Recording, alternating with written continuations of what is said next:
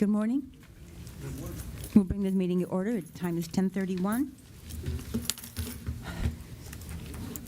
Would everyone please join me as we stand for the pledge? What does James do? James? Yeah. Pledge allegiance to the flag The United States of America and to the republic for which it stands, one nation, under God, indivisible, with liberty and justice for all. Good morning. Time snuck up on me there. Sorry to catch you all off guard. But we'll bring the meeting to order. This is the Brevard County Local Coordinating Board for the Transportation Disadvantaged, February 12, 2024. It's 10:30 a.m. Space Coast Room, Building C, second floor, Vera Government Center, 2725 St. Judge Fran Jameson Way, Vieira. Anyone wishing to speak? Anyone wishing to make a comment on an item not on the agenda should complete a speaker card, which is at the sign-in desk over there.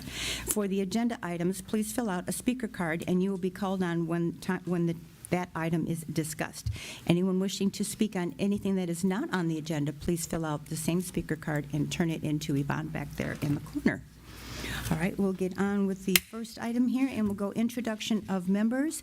Can we start in the back corner, please? Say your name and who you represent. Go ahead, sir. My name is Nathan Dix. I'm a multimodal transportation planner with HCR. Thank you. Ken, you're there. Jim Harvey, Space Coast Area Transit. Jim Sharp, Space Coast Area Transit. Thank you. Tom Kemmer, 18 Madison Boulevard. Lori Hamilton, Volunteers in Motion. Jazz Stotts, Space Coast Area Transit. Thank you. I know there's got to be more people over there. Denise Biondi for Source Brevard. Thank you. Jennifer? Jennifer Cleveland, Citizens Advocate and Systems User. Felicia Wilson, Disabled Representative Alternate. Thank you. Good morning, I'm Diane Dixon. I'm the Citizen Advocate, alternate co-founder of the Agency for Life Transformation. Good morning, Diane. Hi, everyone. Terry? Good morning, Terry Jordan, Space Coast Area Transit. Carmen Bias, Space Coast Area Transit. Lance Parker, Space Coast Area Transit. Morning. Tony Lorendi, Angels, Bridge and Gaps. Karen Feathers, Space Coast Area Transit. Thank you. Ron Shepard, Space Coast Area Transit. Thank you. Yvonne? Yvonne Miles, Space Coast Area Transit. Hey, and James? Jay Stringer, the alternate. You're an alternate, okay. Right. And you're filling in for? No. No, He's not an alternate. I'm perm. You're a primary. Thank you. Miriam Moore. Thank you. I'm Citizen Advocate and Operations Director for HFH Supportive Housing. Thank you. Dennis Van Oorstone, Brevard County Veteran Services. Anna Mae Smith, representing people over 60. Thank you. And I'm Andrea Young from the City of West Melbourne and Chair of TPO. Camille? I am Camille Tate, Disabled Representative, a Vice Chair, and I am representing the National Federation of the Blind of Florida. Thank you. Debbie Flynn, Space Coast TPO. Morris Richardson, Brevard County Attorney. Thank you. Carlos Colon, Florida Department of Transportation. All right, thank you. Yvonne, do we have a quorum? Yes, we do. Thank you. All right, we'll move on here, and we will ask for a motion and a second for the approval of the meeting minutes for December 4th, 2023. Can I get a motion? I'll make a motion to approve the minutes of the meeting of December 4th, 2023. Thank you. Motion Smith. Can I get a second? Camille will second. Oh, all right. She's right here. I'll look at you next, James. Camille, second. All those in favor signify by saying aye. Aye. Those opposed? Thank you. Motion passes. We'll move to reports. Terry Jordan, please.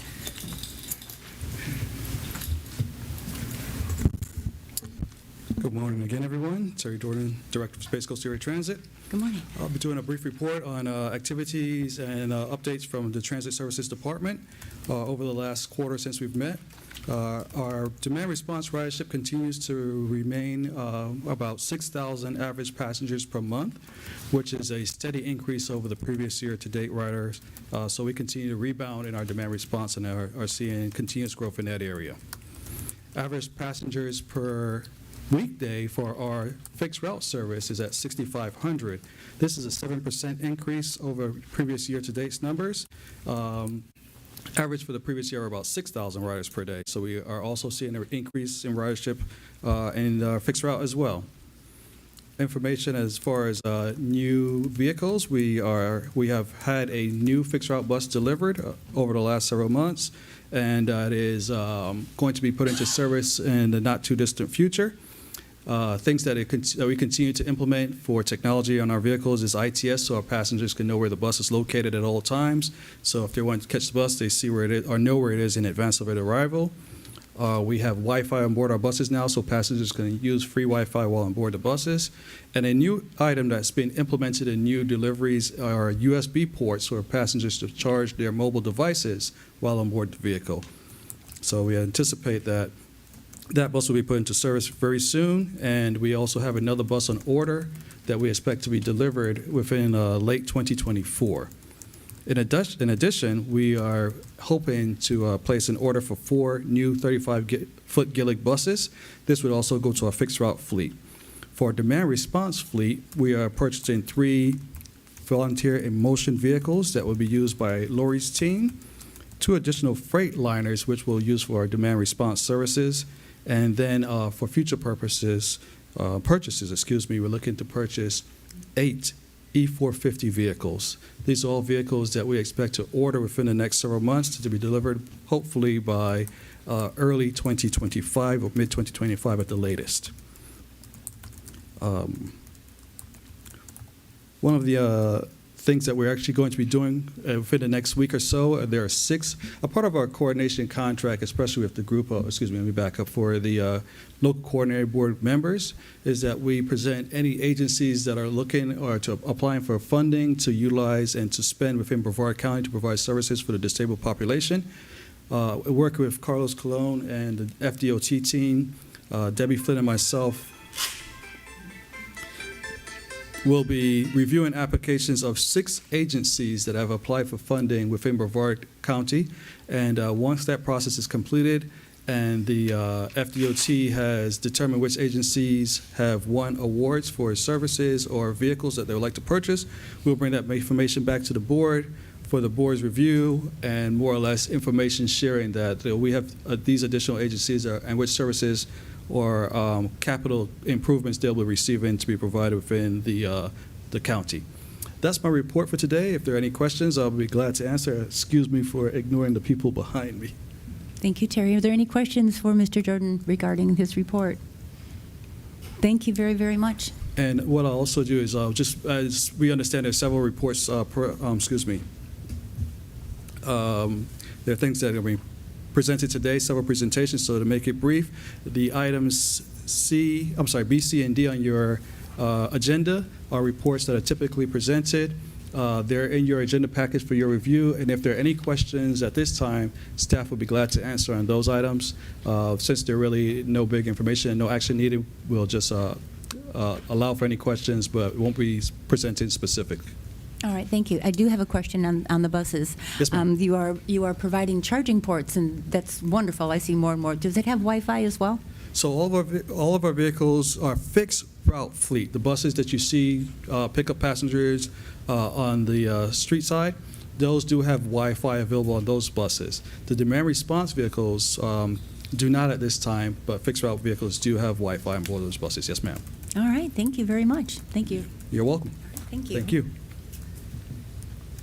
All right, so as Terry just said, that the remaining of the reports are in our packets for review, so we're going to move on down to action items. Ken has the first action item, approval of the grievance procedure. Good morning, Kenneth Harley. The Commission for Transportation Disadvantage requires all community transportation coordinators to have a grievance procedure. In addition to that, it requires each year that those grievance procedures be reviewed. In addition, it requires that those grievance procedures be reviewed on an annual basis and make modifications as needed. There are no modifications that are being requested to the grievance procedures at this time. And the primary purpose of the grievance procedures is to process, investigate, and resolve complaints and make recommendations to the local coordinating board for services. In addition to adopting the grievance procedures, we're also asking that 2 members be appointed to the grievance subcommittee because we have 2 members that will be leaving, Felicia Wilson and Arlene Naughty. Their terms expire in February, so we'd ask that 2 members be appointed to the grievance subcommittee, and that grievance subcommittee investigates any complaints that are received in regards to the transportation program once a person files a formal complaint. and I don't think there have been any form of complaints filed, any form of grievances filed in years, so this committee won't have much work to do, hopefully. So we're asking for approval of the grievance procedures and the appointment of 2 people to fill the vacant positions that are being vacated by Ms. Wilson and Ms. Nalty. All right, thank you, Ken. I'm looking for a motion to approve the grievance procedures and the appointment of 2 additional members. Can I get a motion? Motion to approve. Motion Vandersall, and a second, please. Second, Carlos Colon. Second, Carlos, okay. All those in favor signify by saying aye. Aye. Those opposed, by nay? Thank you, motion carries. Thank you very much, Ken. And the appointment of the 2 And the appointment of the 2. Volunteers. The 2 volunteers. I volunteer, Carlos Colon. Thank you, Carlos. Another volunteer? I'll volunteer, Diane Dixon. They do not have to be board members, correct? We can take Ms. Dixon's. So she can, okay, I just want to make sure, don't want to have to come back and do it over again. Thank you very much, Terry, for the clarification. So Diane Dixon and Carlos. Yes. All right, thank you very much. Those were our 2 members. Thank you very much. All right, next item, Debbie Flynn, approval of the annual bylaws.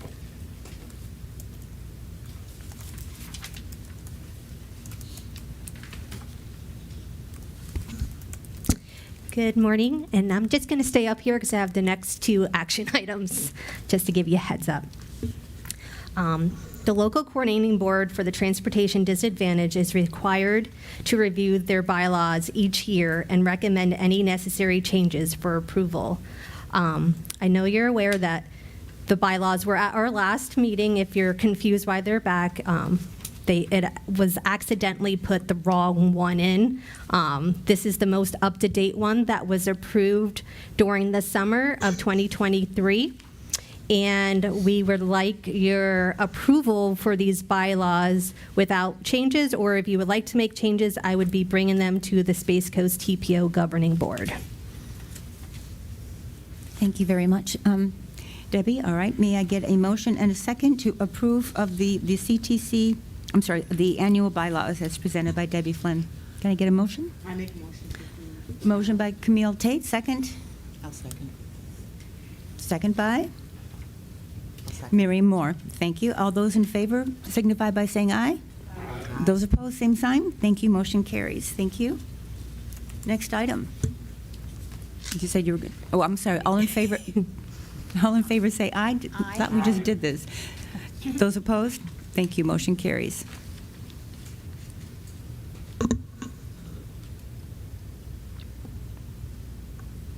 Should I continue Yes, for the next please. item? Okay. Next item, please. The next item is the 2023 CTC evaluation. The Space Coast Transportation Planning Organization initiated the annual Community Transportation Coordinator Evaluation on November 9th, 2023. The evaluation is required per Florida, just escaped me. FAC, for the Commission for the Transportation Disadvantage. The Space Coast TPO serves as the designated official planning agency, DOPA, who facilitated the evaluation of the CTC's of performance in general and relative to the Commission's and local standards as referenced in Rule 41-2.006, Florida Administrative Code. The evaluation must also be in compliance with the applicable provisions of Chapter 427, Rule 41-2, and 14-90. The evaluation ensures that most cost-effective, efficient, and appropriate transportation services are provided to the entire transportation disadvantaged population in Brevard County. The evaluation documented the CTC's performance from July 1st, 2022 through June 30th, 2023. The evaluation was conducted utilizing the Commission for the Transportation Disadvantaged CTC Evaluation Workbook, which was provided to you with your item sheet. There was a link to go to view the CTC evaluation. The workbook outlined the formal process for the CTC evaluation. A series of 5 evaluation criteria was used to evaluate the performance of the CTC. It was reliability, service effectiveness, service efficiency, service availability, and safety. The evaluation process also reviewed coordination contracts, verified the TD drivers met their requirements, surveyed TD riders, verified TD rider eligibility from those who were surveyed, observed on-site system of TD riders. I went for a nice bus ride with 2 passengers, and this was their lifeline to get to where they needed. And also surveyed 21 TD riders and got their opinions. I completed vehicle inspection with a transit staff member and provided recommendations and accommodations that was provided in the report. Next are 5 survey questions that I conducted the survey with the 21 passengers. The first question was, how often do you normally use transit? And the most was 3 to 5 times a week. The second most popular was 1 to 2 times a week. And the third most popular was monthly. So this is a lifeline to these passengers. And how often have you been denied transportation? None of the passengers I surveyed were denied transportation. What type of trips do you normally take? Most of them said medical. Did you have any problems on your last trip? None of them. They enjoy their ride every time with their driver. They get to where they need to be. The only issue that they have, which unfortunately Space Coast Area Transit can't help them with, is their time that they have to wait for their pickup time. Sometimes it's an hour after their appointment or after the grocery shopping or life-sustaining location that they're going for their destination. And it's just, our county is so long to get back to them within 20 minutes after their destination it's impossible at this time, but this is their lifeline and they appreciate this service. Did you have any problems on your last trip? As I said, nope. And on a scale 1 to 5, 15 out of the 21 said 5. How this was rated, how satisfied they were. So they couldn't say enough about Space Coast Area Transit and the TD service. In your packet, there's a summary of recommendations that can be found. And the accommodations were that the buses were very clean. The bus driver was dressed appropriately and was very friendly, greeted every passenger. The passengers that needed help on to the bus, they helped them on the bus, and most of them feel very independent and like to get on the bus themselves. The riders are very grateful that Brevard County Space Coast Area Transit provides this service for the transportation disadvantaged. Without this service, like I said, many of the riders would be homebound and would have no method of transportation to get to their medical appointments or life-sustaining destinations that they need to get to. With limited staff, Space Coast Area Transit handled an average of 155 calls a day. Also, staff works with the partner agencies to make sure that their clients submit the applications and provide technical assistance as needed. No rider that was surveyed mentioned ever been denied transportation. And I'm requesting approval of the 2023 CTC evaluation, and I'm here to answer any questions. All right, thank you. Are there any questions from the board? How are the riders chosen, the ones that you ride with and ask these questions? Space Coast Area Transit provides me a spreadsheet of all the riders' name, and I just randomly pick a name. Sometimes no one answers the phone or calls me back, so I'll leave a message, and if they call me back, I take their survey with them, and if not, I go on to the next rider and keep calling until I get 21. And I called about 300 people, and not everyone wants to take a survey, or they see a phone number that they don't recognize and don't answer it. So I don't know why some people didn't pick up or call me back. Yeah. Debbie, what Yes. were the comments of the 6 that did not give rated a 5? They gave a high number as well. They gave a 4 or 4.5. They just didn't want to give a 5. As I said earlier, sometimes they get frustrated waiting for the bus to come pick them up after their appointment, or sometimes their reservation time takes quite some time to make their reservation. Sometimes they're waiting 45 minutes on the phone on hold. Like I said, they get 155 calls a day with their limited staff. but I know Space Coast Area Transit is working on a software to help passengers fill out. Not yet. They're working on getting a software so they could fill out online where they want to go and when they want to go. And a lot of them call right after their doctor's appointment as they're waiting for their transportation to make their next appointment. So they're en route.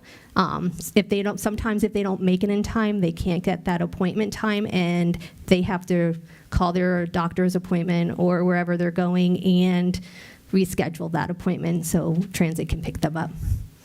Thank you. All right, any other questions from the board? All right, thank you. I have a question. Yes. You said that, of course, it's frustrating. Sometimes it can be an hour after their appointment time. So just for clarification, the appointment time is the expected bus pickup time, not the doctor's appointment or not the appointment that they have, Well, not that appointment time. Not that appointment. It's I just after wanted their to be appointment clear. is completed, they have to wait sometimes an hour for their bus pickup. But Okay. they get to their appointment on time. Okay. And you also mentioned limited staff, like 150 calls a day. How limited?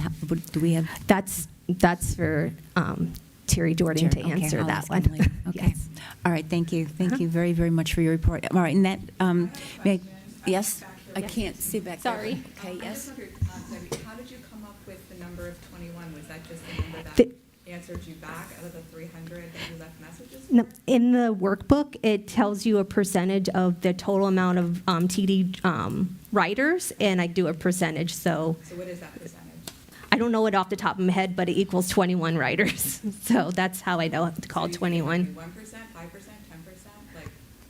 Like, I want to say it's like a 2%. It's like, it wasn't high. I'm sorry, I don't know it off the top of my head. I didn't put you on the Yeah. spot. I'm just curious. Yes. Thank you. All right, thank you. With that, may I have a motion and a second, please, to the approval, to accept the, to approve the 2023 CTC evaluation? Motion, Carlos, and second, please. I'll second. Second, Ms. Smith. All right, thank you. All those in favor signify by saying aye. Aye. Those opposed, like same sign. Thank you, motion carries. All right, thank you very much, Debbie. Thank you. All right, we'll move on to the next item, which is member reports, and we're going to hear a few words from Camille Tate. Oh, wait, I have one more item, sorry. I'm sorry, I don't have anything Yes, more. we on have my- the TDP stakeholder interview with the TDLCB. Oh, okay, I'm so sorry. Yes. Yes. So I'm going to introduce Nathan Hicks. It's right behind me. I'll let you introduce yourself. I didn't see you behind me. Thank you. Hi, good morning, everyone. Thank you. Morning, everyone. My name's Nathan Hicks. I'm a multimodal transportation planner with HCR, based in our Orlando office, and I've been assisting Debbie and Space Coast TPO on the upcoming update for the TDP, along with the long-range transportation plan. We're updating the long-range transportation plan and the transit development plan simultaneously. So as part of this process, we are going through and conducting stakeholder interviews excuse me, with the relevant stakeholders throughout Brevard County. And so, as I understand it, Debbie sent these questions to you all. So we're hoping to go through and essentially just talk through the questions with you all and hear your thoughts on all of these. So I will actually go through and, I don't know if is there a? it's here. I thought it was going to be on there. Okay, that's fine. Well, I'll go ahead and read it off from Yeah. here. All right, so one of the first questions was, what do you believe is the perception of Space Coast Area Transit in the disadvantaged community here in Brevard County? And this is a sort of open dialogue. As I understand it, these are recorded, so we'll be sure to go back and listen to the recording afterwards to gather everyone's thoughts from the committee today. Well, I can answer what my feedback is. I've had 2 complaints since the past meeting of one person who was refused service and another person who, well, she was refused service also. And they refused to fill out an official email complaint because, they feel defeated. They say that it's been this way for years and that nothing will change. And even though I encourage everyone who contacts me to fill out an email so that we can make an official complaint, I can't get probably 80% of them to do it. And so when I speak to people about their experience, or when they reach out to me, because that's what they do, they reach out to me, and they tell me the same story, unfortunately, that they call in and they're told that they don't qualify, they're call in and they're told that they don't go to their location, they're told that they don't have a bus available, or whatever, something like that. And, there are people that, like I have the one issue with this woman who called me and said, we worked out her issue because she was refused service because of the area that she lived in. And then so we, did an official complaint, went through everything with Carmen and worked it out, found out that she does qualify for services, even though she was told multiple times that she did not qualify. So then she called in to schedule a ride, and they refused her service. And they said, no, you live in Melbourne Beach, you can't ride the bus. And so she contacted me again. I said, you have to fill out an email. I can't do anything unless you fill out an email. And if you have to give me the details and the information. She said, it's useless, nothing will ever change, I'm not going to do it. So I just took a screenshot of it, sent it into Carmen, and they said she never called in, she never requested a ride, it never happened. So the next time she messaged me and said, I really want to go to this event. And I said, call and get the information, schedule your ride, and do all of that, which she did. She called multiple times. It was a big event. She was just waiting for somebody to call her back, with ride times, which is normal for an event like that, And they did. They called her back and they gave her a ride, and it was no problem, and it was a very positive experience. But then I had another person contact me for her neighbor who's visually impaired. And the neighbor had called in repeatedly to try to get services and was told that she did not qualify. So I told her, I said, you have to call back. You have to request services. Get the name, request the application, tell me who you spoke to, tell me what they said, and then you need to put it in an email so that I can do an official complaint. And she's completely defeated. She's recently visually impaired, profoundly depressed, lost her career, everything like that. So she's depressed, and she doesn't have the energy to do that. And that's what happens with a lot of people, unfortunately. So, in my experience personally, I've had a lot of trouble, but that's why I'm here, with Space Coast Area Transit. My problems and issues have been resolved personally, but unfortunately people are still reaching out to me on a fairly regular basis, throughout, every couple of months with an issue like that. And then the complaint, of course, about, the ride times, and I know that it's staffing, I know that, and, the drivers and all. I scheduled for a doctor's appointment, and my doctor's appointment was at 1 o'clock. I needed to be back at work at 3 o'clock, and they picked me up and got me to the doctor's appointment perfectly on time, 20 minutes early. And then my doctor's appointment was done at, 1:30, and they weren't going to pick me up until 3. And I said that I had to be at work at 3 o'clock, but they weren't going to pick me up until 3 o'clock. So I would be there for that long, just sitting there waiting for a bus. So, obviously I couldn't do that because, I have to work. And so for my ride home, I just had to go through my phone list and try to see if I could find somebody, or else try to take an Uber. So luckily I was able to find somebody to bring me home. So those are the issues that, in my world. I'm visually impaired, my guide dog. Those are the issues that I'm familiar with. And that's the communication that I get from the general public. Okay, thank you.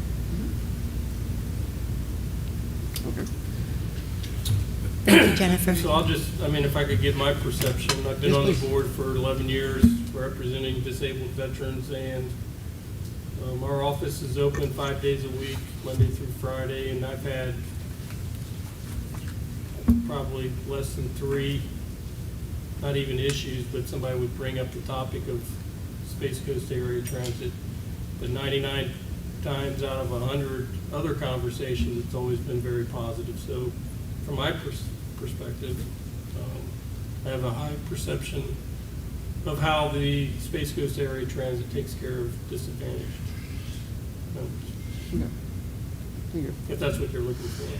Yeah. In terms of comments from the board of what their perception is. Yes. Right, I understand. As a board, there will be some different differing I opinions understand that. between everyone. But generally, we just, our intention just with this time is just to try to get a sense of, and at an aggregate level, what everyone's thoughts are when it comes to these individual questions. So, and I just want to note too, this process is ongoing. We can take feedback past today as well over the coming weeks. So probably until the end of February. So if there's any additional thoughts that you have regarding these questions or this information, we're more than happy to take that information and add it into this summary for these questions. Could I ask a question just? Yes, of course. This interview, this stakeholder interview, who is it that you're seeking to interview using these questions beyond the people in this room? Like, are you Yes, seeking out other stakeholders, and if so, how are you going about that? Yes. Actually, Debbie can probably speak that to a little bit. Sorry, Nope. I don't know how to do this, sorry. Yes, we have interviewed Assistant County Manager Jim Lessenfeld. We have interviewed Commissioner Pritchett from Titusville. We have interviewed Promise Inc. and Homeless Coalition. There was a few other TD agencies that we have reached out to, and these are the ones that responded back and we have interviewed. What was the other one? Family Promise of Brevard. Yeah. Yeah, Aging Manor. Sorry, Tom. Thank you. Are there any disability-related organizations? I've reached out to more, and they did not respond back to be interviewed, and that's why we wanted to interview this board, because we know that this board represents disabilities throughout Brevard County, and that's why we're here today, to get your opinion, to put it down in paper, in writing, and in our report, how the disadvantaged feels about Space Coast Area Transit and ways that we can improve their ridership. Okay, Yep. and so then beyond today, what is your target to wrap this process up? Well, I believe we're wanting to continue to do stakeholder interviews throughout the rest of the month. We actually have most of through the agencies that you mentioned. We've actually met with most of them already. Was there a specific agency, perhaps, or organization? Well, I can probably name off the top of my head 15 different others, but if she's indicating that they weren't interested Yep. in participating, I find that shocking. My organization wasn't contacted. We have Tony Lorendi here representing a disability organization. I don't know that his organization was contacted. Did you contact the Center for the Visually Impaired also? Yes, and this is what we're allowed to speak. Yes, because So on behalf of Ms. Flynn, this is out of fairness, this is not poking anybody or not discounting what was said. I heard Ms. Flynn say, I had my sample size of 300 people, and we got 21 responses. And we called, how long that took. Oh, weeks. So the process was given to you, directed to you, you follow the process. The fact that people didn't respond is not you're not the cause of 21 out of 300. And I empathize with you, because I call a lot of people too from Nova Scotia. I get it. Don't know how your sample size is chosen, because I'm not sure if you have visibility into which organizations are. well, that was for a different presentation. No, I That understand. simple. I'm Okay. just trying to say is, what's the front door to level a complaint, right? It sounds like there's a standard process you're supposed to follow. If you don't follow the process, how are you supposed to know about it? Right? In fairness to everybody in front of us. That's all I'm saying. All right, So- thank you very much. I think this is a discussion, a different discussion for a different time, not at this particular meeting. Are we going to go through each of the questions that are on this page? We don't have to. It's more of a dialogue, and these are the questions we would like to get through. But if we don't, it's not an issue. We would just like to have a dialogue on how this board feels about Space Coast Area Transit and how they would like to improve. As we heard from two board members already, and we greatly appreciate your feedback. I would, yeah. Oh, yes, of course. What I really wanted to say is that I would love to facilitate assisting you in any way possible now that I'm aware that this is what you're trying to accomplish. Yes. And so that's why I was asking you about how much time you have and so forth, because I think this is very important and I'm extremely supportive of it, and I think this is the exact direction that we want to go as a board so that we can, gather this important information, so. Yes, and if your organization would like to participate, we are more than happy for us to go to you or you to come to our office and to conduct that interview, and I could talk to you after the meeting's over to schedule that. Wonderful. Yes. Thank you. Mhm. And I could connect you with the orientation and mobility teacher from the Center for Visually Impaired, who is the one who actually helps people who became visually impaired learn how to use the transit services and helps them to get service and all of that. She actually came and spoke one time about the issues she was having with her students. That would be great. Thank you, Jennifer. All right, so thank you very, very much. Those are very good ideas. Do you have a card? Perhaps if we're going to go through the rest of this and we want to have a dialogue on it, Yep. we could perhaps contact Nathan apart from this meeting so that we can move on with the meeting. Because I know we're going to have a long, lengthy discussion, dialogue here if we go through everything on this page. We accounted some time to conduct this interview during this meeting. Okay. We had confirmation from Space Coast Area Transit. Like I said, we don't have to do all 8 questions, but we'd like to do at least 2 or 3 questions All right, to let's get move on. everyone's input. Yes. All right, we can. Okay. So I'll go ahead and just go through just a few of the questions, just from I understand from a time perspective. So, so related to the Space Coast Area Transit's, their website, the phone application, materials that are accessible to the disadvantaged community. Do any board members have any particular thoughts in terms of perhaps any adjustments or improvements that could perhaps be that could occur for those materials? I do. Yes. Okay, so, and this is from a blindness perspective, the applications for TD service and for ADA service are not accessible. You can't, if it's a fillable PDF, you cannot fill it out online, either through the website on a mobile device or through the website on your computer. I've not had any issues with the 321 Transit app. I find it to be very user-friendly, but in terms of filling out forms for services, that I think needs to be addressed, because I get a lot of calls from people who don't have a paratransit service and who I think would qualify under the rules of TD and ADA.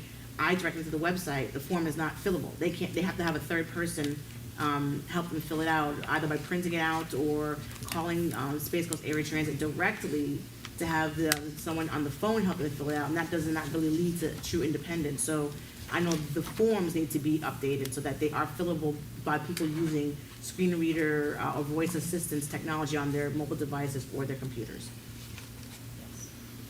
And then possibly also to add to that, maybe a large print option also. Yes. Because if I was sending a large, I could do the online, I'm completely blind for those who don't know. I could have done probably a large print, but, because I just had to fill it out, I had to have a friend fill it out, so, but definitely online or a large print option. Okay. Carmen?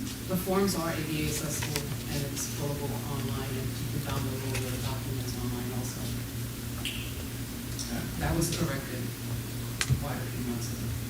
We didn't know that. Yeah, I didn't either. That's one of those who don't know that. Joyce Taylor just did hers done online. Nice, okay. Okay. And what would you say?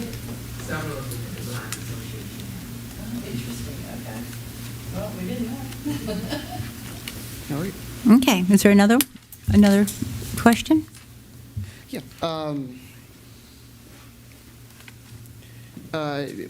And for the board members or everyone that is here, what are some of the pros and cons of the transit system as it relates to the disadvantaged community? What are some of the things that the transit? I'm sorry. As it relates to the transit system and the disadvantaged community, what are some of the pros and cons that the Space Coast Area Transit currently is currently functioning? All right, thank you. I know board members have a comment on this. Yes. One of the pros is the service is available. Ooh. Maybe you didn't like my comment. Having the service is a benefit. That's probably the biggest pro. The biggest con is something that really and truly I don't think transit could actually really address, and it is the ride time. It is not a taxi service, so it's not on demand where I can call and say, well, I need to be picked up and someone's there in 15 minutes.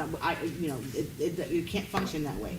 And that is something that if they could look into that for the future, because I have used a similar service in other counties, I'm going to say in Duval County. I love their transit service because the buses are separate from their on-demand system. And they have an app that is accessible where you can do a will call where it's a 15-minute to 1 hour possible wait time. Things like that I would love to see in the future in Brevard County because our county is the biggest, the longest by land in the state. There's so many areas that are sort of darker when it comes to having access to transit. So having a similar system like that in the future, I think would be great because it might take the pressure off the buses, the bus side, which needs that for like wheelchair assistance and stuff. People who are more mobility challenged, it could be a con that would turn to a pro, later on in the future. But having the service itself, I think, is fantastic. It's just my biggest con is probably the wait time, the ride times. For example, I have an appointment today. My appointment's at 2:45. I live 10 minutes from the doctor's appointment. I'm getting picked up early time 1:45. So by the time my return trip is scheduled, I'll already be done and have been waiting for at least an hour to an hour and a half.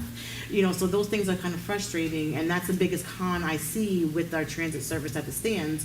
But it's really not something that's truly fixable because of capital and resources. But those are the biggest con I see with the service. Thank you. Any other comments? Okay. I agree with what you say. It's definitely a pro that it exists because it's a blessing for sure for people like us.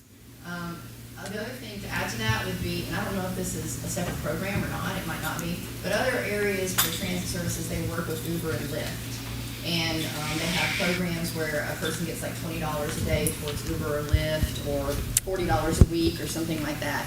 And those systems are out there, and there are grants for those. And I would like to see if we could, do something like that, because that would make my life, someone who works full time, has a very active life, so much easier if I could get involved in a program like that. It's funny that you just said that because Space Coast TPO just kicked off our Mobility on Demand study, and it will include something like that in our write-up. So we just started it, and something like that will be included within the Mobility on Demand study, and we are working with Space Coast Area Transit on that study as well. Wonderful. Yes. Perfect. Yep. All right, thank you. All right. Next item? Next question? Actually, I think perhaps just from a time perspective, we can go ahead and follow up with the board members afterwards, unless there was additional time. Did you want to call them or through email or?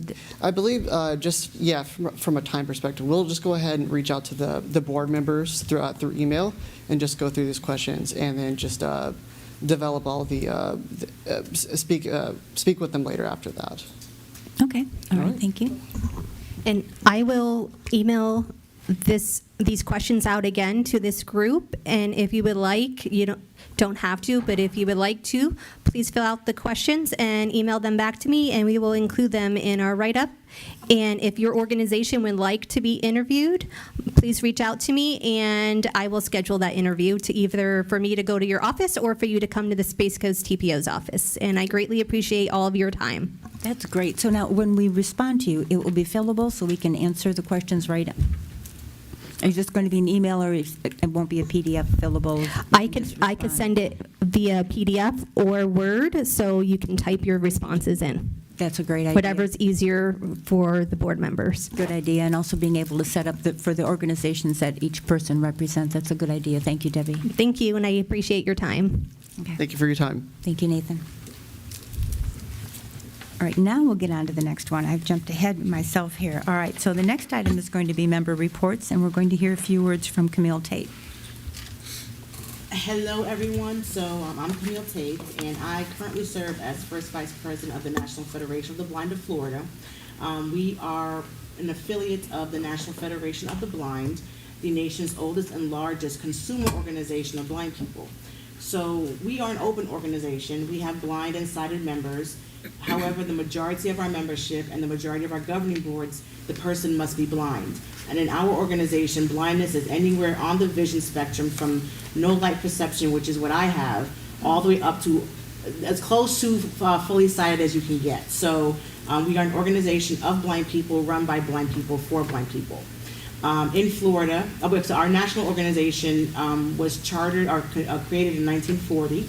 So we are now in our 84th year. The Florida affiliate, the National Federation of the Blind of Florida, was established in 1970. So it's been in Florida for a very long time. We have between 300 and 400 members. We are a membership organization.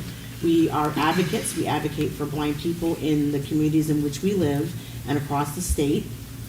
To that end, we do legislation on a national level and a state level. I currently serve as legislative director for state legislation with the National Federation of the Blind of Florida, in addition to being its resolutions chair, so I do a lot of advocacy work. We traveled to Washington, D.C., where I just came back from a very long trip at the end of January, and then I made a pit stop in Tallahassee to do legislation on the state level. We are not just an advocacy organization, but we also network. So both in and out of our organization, we pair people with community partners. We do not teach or train technically, but we do share the resources that are available in each community in the state for those who are experiencing vision loss. We have things for parents of blind children. We have things for blind parents. We have a seniors program we're trying to get off the ground. We have programs for children that we'd like to get off the ground as well, and that requires our community partners to be a part of that. On the local level, there is a chapter locally here in Brevard County. I do currently serve as president of that chapter. That's the Melbourne Space Coast chapter. And that's one of the reasons why I was excited to be on the local coordinating board for the transportation disadvantage, because transportation is probably one of our biggest barriers to true independence. So we'll continue to work both in and out of the county on issues of importance to the blindness community, and hopefully we can make transportation as best as possible for our blind people, not just to live and work in our communities, but to play in our communities. We want to be a part of the social and economic fabric of each county in which we live. So I'm happy to answer any questions about the National Federation of the Blind of Florida. Any questions for Camille? Yes, actually. Yes, Terry. Ms. Taylor, in your visit to Tallahassee, were you... Can you come up to the mic? Sorry. Excuse me. In your visit to Tallahassee and, of course, with Washington, D.C., were you able to make any inroads in additional funding being allocated for services to individuals that are disabled, in particular vision-impaired individuals? While I was in Washington, I can't say inroads because everyone is usually non-committal. But I did bring up in Florida the issues of increasing services for people who are disabled with regards to transportation. Because one of our legislative pushes is to work with the Social Security Administration to make some changes to the earnings cliff. Well, part of our issue with the earnings cliff is being able to find jobs. In order to find jobs, you have to have access to transportation. So we sort of tied that in. My team had we had 6 appointments out of 7. And I did meet with Congressman Posey, and I intend to meet with him again once he is back in district. Now for Tallahassee, that was something different. I was there at the behest of the Florida Rehabilitation Council for the Blind as part of their legislative subcommittee. So this year, there were no asks this year. Now we do intend to go back pre-session next year, since the session doesn't start till March. We're intending to go back pre-session, maybe late January, early February. And at that time, transportation is probably going to be one of the asks we have as we approach the state legislature. Thank you. Thank you. That was a very good question. Thank you. And I loved your answer. Anything else for Camille? All right, thank you. We'll move on to the next person we're going to hear from. This was a really good idea when we decided to listen to the groups and the information for the groups that are represented here. So thank you for doing that. Ms. Moore. I actually have like a 5-minute thing, but I don't know if I can do that here. So, presentation, but doesn't that have to be pre-approved for Yeah, viruses and things? Did you That's okay. send that in? And yes, I was it not does. aware of that, so, okay, so I'll talk.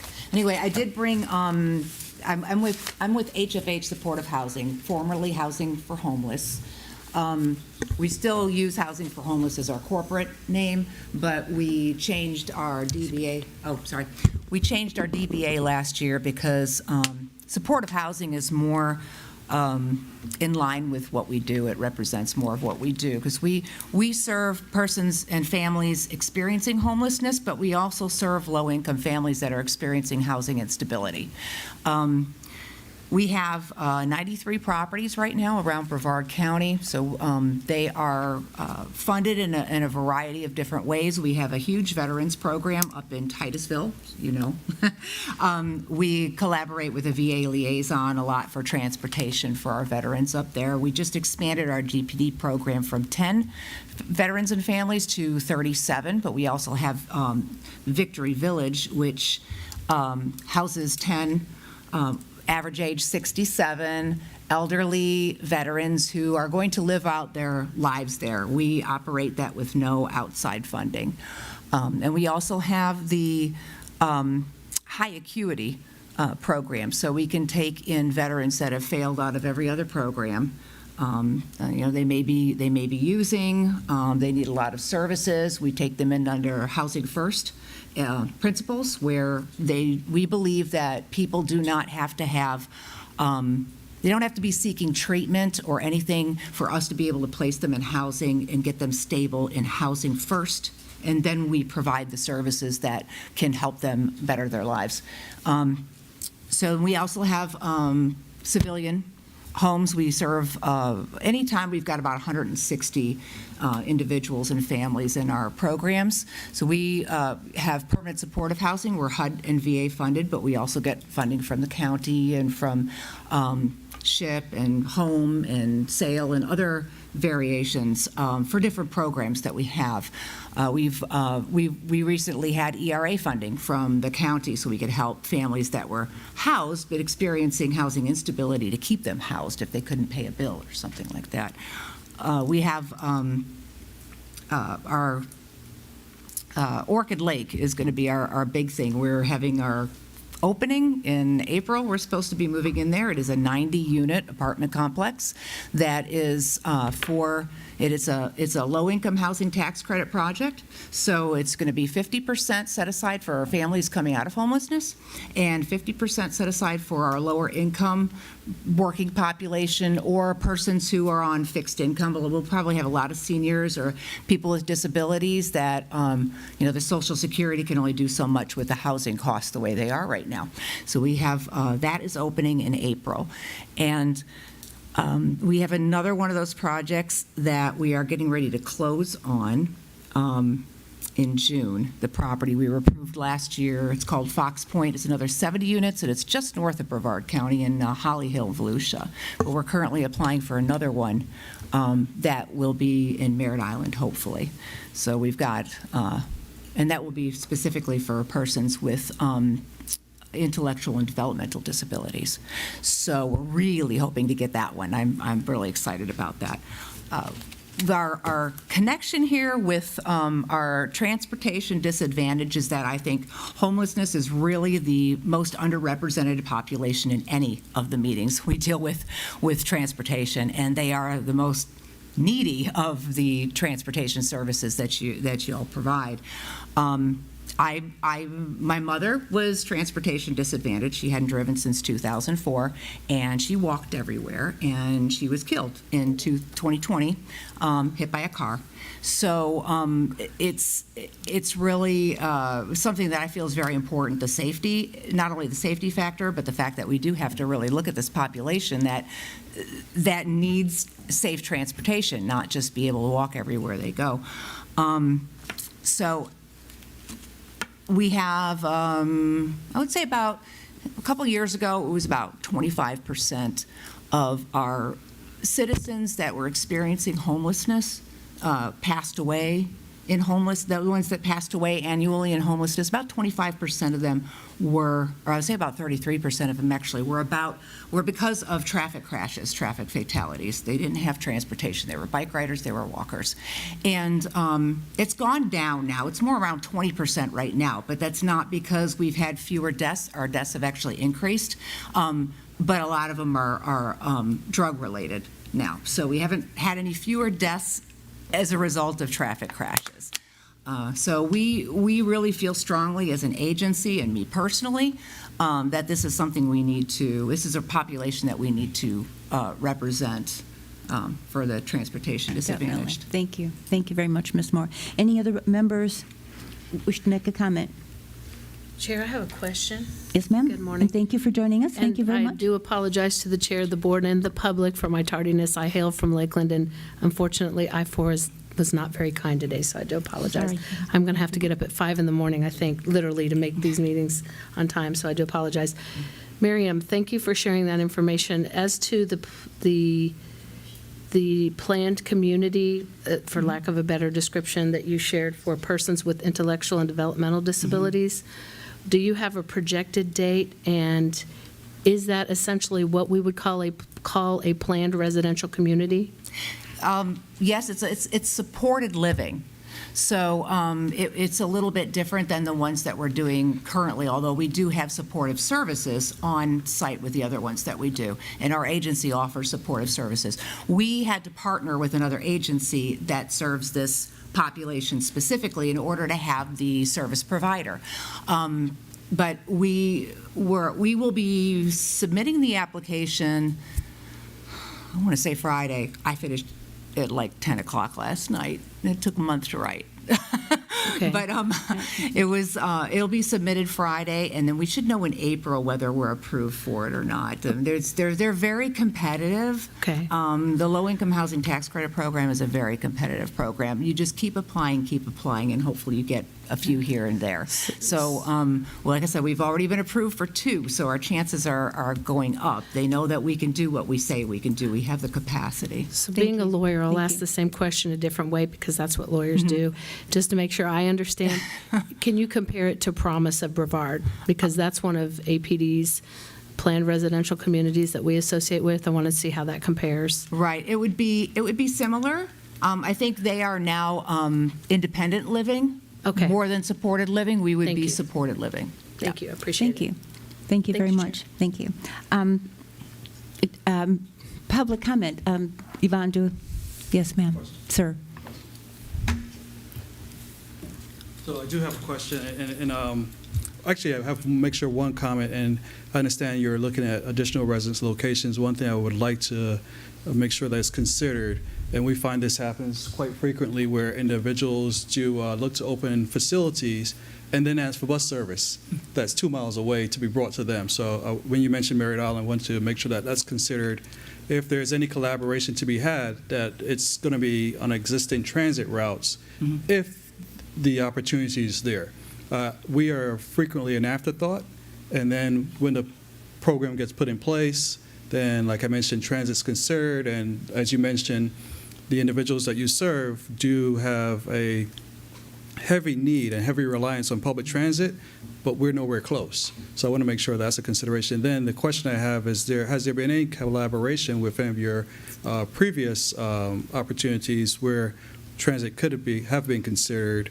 As you mentioned, your population has a high demand, but what we typically do, we offer programs where the services that you provide purchase passes from us to then distribute to your residents and clients, and they use the bus service at no charge to themselves.